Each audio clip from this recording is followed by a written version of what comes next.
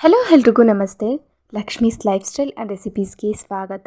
ಶ್ರೀರಾಮನವಮಿ ಹಬ್ಬದ ಪ್ರಯುಕ್ತವಾಗಿ ದೇವಸ್ಥಾನಗಳಲ್ಲಿ ಸಿಗುವಂತಹ ಪಾನಕ, ಮಜ್ಜಿಗೆ ಹಾಗೆ ಕೋಸಂಬರಿಯನ್ನ ಯಾವ ರೀತಿ ಮನೆಯಲ್ಲಿ ಪ್ರಸಾದಕ್ಕೆ ರೆಡಿ ಮಾಡ್ಕೊಳ್ಳೋದು ಅಂತ ತೋರಿಸ್ಕೊಡ್ತಾ ಇದ್ದೀನಿ.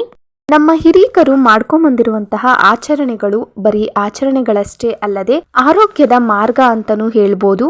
ಈ ಬೇಸಿಗೆ ಕಾಲದಲ್ಲಿ ಇವೆಲ್ಲವೂ ಕೂಡ ಅಮೃತಕ್ಕೆ ಸಮಾನವಾಗಿರುತ್ತೆ. ಹಾಗಾದರೆ ಬನ್ನಿ ಯಾವ ರೀತಿ ಮಾಡೋದು ನೋಡ್ಕೊಳ್ಳೋಣ. ಮೊದಲಿಗೆ ನೀರು ಮಜ್ಜಿಗೆನ ಮಾಡ್ಕೊಳ್ಳೋದಕ್ಕೆ ಒಂದು ಪಾತ್ರೆನ ತಗೊಂಡು ಅದಕ್ಕೆ 1 ಕಪ್ ಆಗೋಷ್ಟು ಮೊಸರು ಅಂದರೆ 1/4 ಲೀಟರ್ ಆಗೋಷ್ಟು ಮೊಸರನ್ನ ತಗೊಂಡಿದ್ದೀನಿ. ನಂತರ 1.5 ಲೋಟ ಆಗೋಷ್ಟು ನೀರನ್ನು ಸೇರಿಸ್ಕೊತಾ ಇದ್ದೀನಿ. ನಾವು ನೀರು ಕುಡಿಯೋ ಲೋಟದಲ್ಲಿ 1.5 ಲೋಟ ಆಗೋಷ್ಟು ನೀರನ್ನು ಸೇರಿಸ್ಕೊಂಡು ಚೆನ್ನಾಗಿ ಬ್ಲೆಂಡರಲ್ಲಿ ಬ್ಲೆಂಡ್ ಮಾಡ್ಕೋಬೇಕಾಗುತ್ತೆ. ಈ ರೀತಿ ಆಗಲ್ಲ, ಕಷ್ಟ ಆಗುತ್ತೆ. ಹಾಗೆ ಬ್ಲೆಂಡರ್ ಇಲ್ಲ ಅನ್ನೋರು ಮಿಕ್ಸಿ ಜಾರ್ಗೆ ಮೊಸರನ್ನ ಸೇರಿಸ್ಕೊಂಡು ಒಂದ್ಸರಿ ಗ್ರೈಂಡ್ ಮಾಡ್ಕೊಂಡ್ರೆ ಸಾಕು. ಈಗ ಮಜ್ಜಿಗೆ ಆಗಿದೆ. ಈ ಮಜ್ಜಿಗೆನ ಸೈಡಲ್ಲಿ ಎತ್ತಿಟ್ಕೊಳ್ಳೋಣ.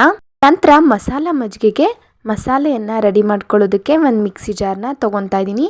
ತೊಗೊಂಡು ನೋಡಿ, ಸ್ವಲ್ಪ ಕೊತ್ತಂಬರಿ ಸೊಪ್ಪು ಹಾಗೆ 5ರಿಂದ 6 ಎಲೆ ಆಗೋಷ್ಟು ಹಸಿ ಕರಿಬೇವಿನ ಸೊಪ್ಪನ್ನ ಸೇರಿಸ್ಕೊತಾ ಇದ್ದೀನಿ. ಕರಿಬೇವಿನ ಸೊಪ್ಪನ್ನ ಹಾಕೊಳ್ಳೋದ್ರಿಂದ ಫ್ಲೇವರ್ ಚೆನ್ನಾಗಿರುತ್ತೆ. ನಂತರ 1/2 ಇಂಚ್ ಆಗೋಷ್ಟು ಶುಂಠಿಯನ್ನ ಈ ರೀತಿ ಸೇರಿಸ್ಕೊತಾ ಇದ್ದೀನಿ. ಹಾಗೆ 2 ಹಸಿ ಮೆಣಸಿನ್ಕಾಯನ್ನ ಮುರಿದು ಸೇರಿಸ್ಕೊತಾ ಇದ್ದೀನಿ. ಹಾಗೆ ಸ್ವಲ್ಪ ನೀರನ್ನ ಸೇರಿಸ್ಕೊಂಡು ತರ್ತರಿಯಾಗೇನೆ ರುಬ್ಕೊಂಡ್ಬರ್ಬೇಕು. ತುಂಬಾನೇ ನುಣ್ಣಗೆ ರುಬ್ಬೋ ಅವಶ್ಯಕತೆ ಇಲ್ಲ. ನೋಡಿ, ಈ ರೀತಿಯಾಗಿ ರುಬ್ಕೊಂಡ್ರೆ ಸಾಕು. ಇದನ್ನ ನಾವು ಒಂದು ಸೈಡಿಗೆ ಎತ್ತಿಟ್ಕೊಂಡು ಮಜ್ಜಿಗೆನ ಮಾಡ್ಕೊಂಡಿದ್ವಲ್ಲ ಆ ಮಜ್ಜಿಗೆನ ತಗೊಳ್ಳೋಣ. ಆ ಮಜ್ಜಿಗೆನ ತಗೊಂಡು ಈಗ ನಾವು ರುಬ್ಬಿಟ್ಕೊಂಡಿರುವಂತಹ ಮಸಾಲೆಯನ್ನ ಶೋಧಿಸ್ಕೊಳ್ಳೋಣ.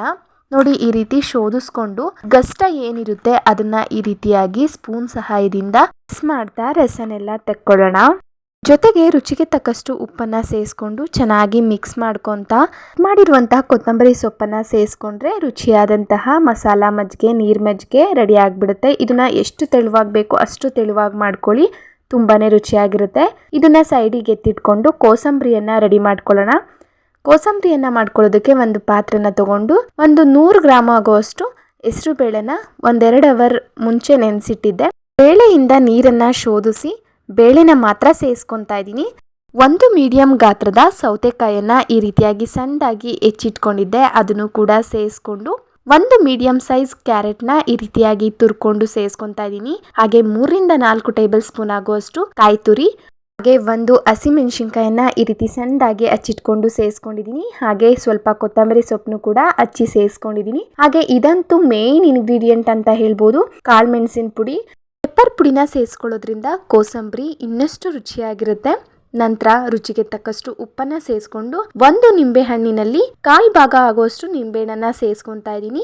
ಹಾಗೆ ಸ್ವಲ್ಪ ಎಣ್ಣೆ, ಕರಿಬೇವಿನ ಸೊಪ್ಪು, ಸಾಸಿವೆನ ಸೇರಿಸ್ಕೊಂಡು ಒಗ್ಗರಣೆ ಮಾಡಿಕೊಂಡು ಅದನ್ನು ಕೂಡ ಸೇರಿಸ್ಕೊಂಡು ಚೆನ್ನಾಗಿ ಮಿಕ್ಸ್ ಮಾಡ್ಕೊತಾ ಇದ್ದೀನಿ. ಇಲ್ಲಿ ಒಗ್ಗರಣೆ ನಿಮಗೆ ಆಪ್ಷನಲ್ ಅಂತ ಹೇಳ್ಬೋದು, ಆದರೆ ಪೆಪ್ಪರ್ ಪುಡಿನ ಮಾತ್ರ ಮಿಸ್ ಮಾಡ್ಕೊಬೇಡಿ. ಹಸಿಮೆಣಸಿನ್ಕಾಯಿ ಬೇಕಾದರೆ ಸ್ಕಿಪ್ ಮಾಡಿಕೊಂಡು ಪೆಪ್ಪರ್ ಪೌಡ್ರನ್ನೇ ಜಾಸ್ತಿ ಸೇರಿಸ್ಕೊಳ್ಳಿ.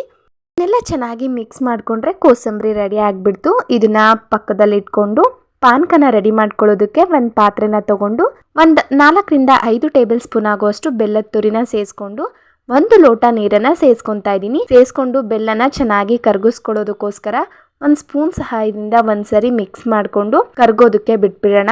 ಇದು ಬೆಲ್ಲದ ತುರಿಯನ್ನ ತಗೊಂಡಿರೋದ್ರಿಂದ ಬೇಗ ಕರ್ಗ್ಬಿಡುತ್ತೆ. ನೀವು ಪುಡಿ ಆದ್ರೂ ಮಾಡ್ಕೊಬಹುದು, ಕಲ್ಲಲ್ಲಿ ಕುಟ್ಟಿ ಪುಡಿನ ಮಾಡ್ಕೊಂಡು ಸೇರಿಸ್ಕೊಬಹುದು.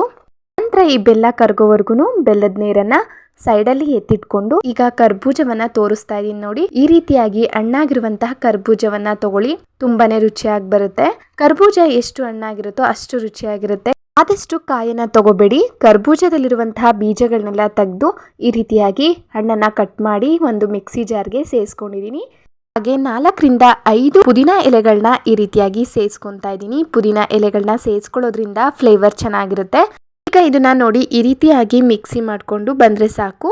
ತುಂಬ ನುಣ್ಣಗೂ ಏನು ಬೇಕಾಗಿಲ್ಲ, ಈ ರೀತಿಯಾಗಿ ತರ್ತರಿಯಾಗಿ ಸ್ವಲ್ಪ ನುಣ್ಣಗಾದ್ರೆ ಸಾಕು. ನಂತರ ಒಂದು ಪಾತ್ರೆನ ತಗೊಂಡು ಬೆಲ್ಲದ ನೀರನ್ನ ಶೋಧಿಸ್ಕೋಬೇಕಾಗುತ್ತೆ. ನೋಡಿ, ಈ ರೀತಿಯಾಗಿ ಶೋಧಿಸ್ಕೊಳ್ಳೋದ್ರಿಂದ ಬೆಲ್ಲದಲ್ಲಿರುವಂತಹ ಕಲ್ಮಶ ಎಲ್ಲ ನಮಗೆ ಆಚೆ ತೆಗಿಬೋದು.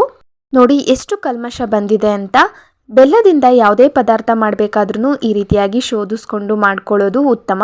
ನಂತರ ಮಿಕ್ಸಿ ಮಾಡ್ಕೊಂಡಂತಹ ಕರ್ಬೂಜ ಹಣ್ಣನ್ನ ಸೇರಿಸ್ಕೊಂಡು 1 ಲೋಟ ಆಗೋಷ್ಟು ನೀರನ್ನು ಕೂಡ ಮತ್ತೆ ಸೇರಿಸ್ಕೊಂಡು ಒಂದು 3 ಏಲಕ್ಕಿಯನ್ನ ಈ ರೀತಿಯಾಗಿ ಪುಡಿ ಮಾಡಿ ಸೇರಿಸ್ಕೊಂತಾ ಇದ್ದೀನಿ. ಹಾಗೆ ಒಂದು ಚಿಟಿಕೆ ಆಗುವಷ್ಟು ಕಾಳುಮೆಣಸಿನ ಪುಡಿ ಅಂದ್ರೆ ಪೆಪ್ಪರ್ ಪುಡಿ, ಹಾಗೆ ಚಿಟಿಕೆ ಆಗುವಷ್ಟು ಸಣ್ಣ ಉಪ್ಪನ್ನ ಸೇರಿಸ್ಕೊಂಡು ಚೆನ್ನಾಗಿ ಮಿಕ್ಸ್ ಮಾಡ್ಕೊಳ್ಳಿ.